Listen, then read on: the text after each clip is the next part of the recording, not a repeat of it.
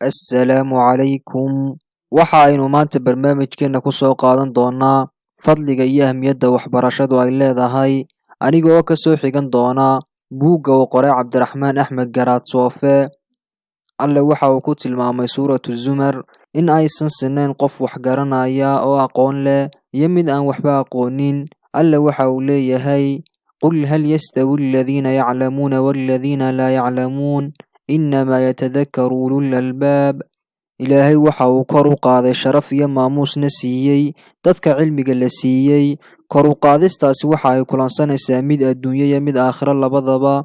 Adduunka qofka cilmiga lihi waxa uu ka sarreeyaa ka aan aqoonta lahayn, waana uu ka magac weyn yahay. Aakhirana sida uu adduunkaba uga dheereeyey ugana sharaf batay ayaa uu uga sarrayn doonaa dadka oo dhan, cid la mida mooyaane.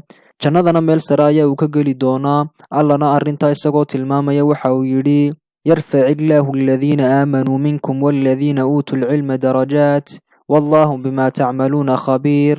Alle waxa uu kor u qaadaa kuwa rumeeyey ee idinka midka ah iyo kuwa cilmiga la siiyey darajooyin. Allana waa mid xoogaal u ah waxaad samaynaysaan. Cilmiga ahmiyaddiisa waxaa ku tusaya aayadihii ugu horreeyey ee nebiga ku soo dega, naxariis iyo nabadgelyo korkiisa ha ahaatee. Waxa ay amreen wax akhrinta, waana 5 aayadood ee ugu horreeya suuratu Calaq. Wax akhrintuna waa qayb ka mid a qaybaha ugu muhiimsan ee aqoonta. Cilmigu waa tilmaan ay leeyihiin ambiyada uu Ilaahay soo diray dhammaantood, waana tilmaanta ugu muhiimsan ay kaga soocan yihiin dadka kale. Qur-aankuna in badan ayaa uu tilmaamay arrintaas. Qofkii wax barta waxa ay daliil u tahay inuu yahay qof khayr badan, Ilaahayna uu jecel yahay. Nebiguna naxariis iyo nabadgelyo korkiisa ha ahaatee waxa uu yidhi: man yurid illaahu bihi khayran yufaqihu fiddiin. Qofkii uu Ilaahay khayr la doono waxa uu fahansiiyaa diinta. Cilmigu waa waddo ku gaadhsiinaysa gelidda jannada. Nebiguna waxa uu tilmaamay in qofkii waddo qaada isaga oo cilmi raadinaya, Ilaahay inuu u sahlayo waddada jannada iyo gelisteeda. man salaka dariiqan yaltamisu fiihi cilman sahala allaahu lahu bihi dariiqan ila aljanna. Qofka waddo qaada isaga oo dalbaya cilmi, Ilaahay ayaa u sahla waddada jannada. Cilmigu waa dhaxalkii nebiyada, naxariis iyo nabadgelyo dushooda ha ahaatee. Qofka bartaana waxa uu nasiib u helay dhaxalkii ambiyada, waana fadli weyn iyo nasiib ballaadhan oo qofka cilmiga bartay u sugnaaday. Nebiguna naxariis iyo nabadgelyo korkiisa ha ahaatee waxa uu yidhi: ina alculamaa'a warathatu alambiyaa wa ina alambiyaaa lam yuwarithuu diinaaran walaa dirhaman inamaa warithuu alcilma faman akhada bihi faqad akhada bixadin waafirin. Culimadu waa kuwa dhaxlay ambiyada.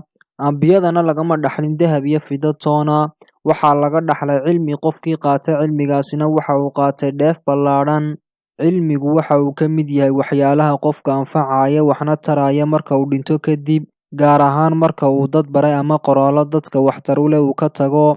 Nebiguna naxariis iyo nabadgelyo korkiisa ha ahaatee isagoo arrintaa tilmaamaya waxa uu yidhi: idaa maata alinsaanu inqadaca camaluhu ilaa bihalaatin sadaqatin jaariya aw cilmin yanfacu bihi aw waladun saalixun yadcuu lahu. Qofku marka uu dhinto camalkiisu waa uu go'aa 3 arrimood mooyaane: sadaqo soconaysa oo uu la baxay, cilmi lagu intifaaco oo uu dad baray, ama ilmo wanaagsan oo u soo duceeya. Qofka cilmiga bartay dadkana gaadhsiinaya waxa uu duceeya wax kasta oo ku sugan adduunkan, sida uu nebigu xadiis ku yidhi: alle iyo malaa'igtiisa, cidda samada ku sugan iyo dhulkaba, xitaa quraanjada godkeeda ku jirta iyo kalluunkuba waxa ay u duceeyaan qofka dadka khayrka baraya.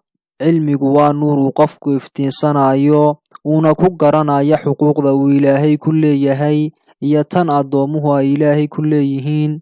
Cilmigu waxa uu dhisaa korna u qaadaa dadka sharaftooda, jahliguna waa uu dumiyaa hoosna waa uu dhigaa. Meeriskii gabaygii carabiga ahaana waa kii lahaa: alcilmu yabnii buyuutan laa cimaada biha waljahlu yahdumu bayta alcizi waasharafi. Cilmigu waxa uu dhisaa guryo bilaa tiirar ah, jahliguna waxa uu dumiyaa guri lahaa cise iyo sharaf.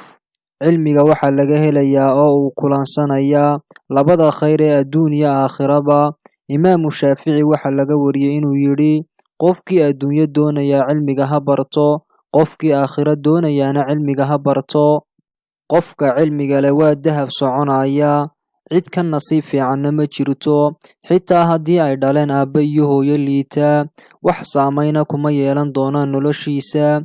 ninkii carabi ku gebiyeyna waa kii lahaa: ra'aytu alcilma saaxibahu kariiman walow waladathu aabaa'un li'aamun.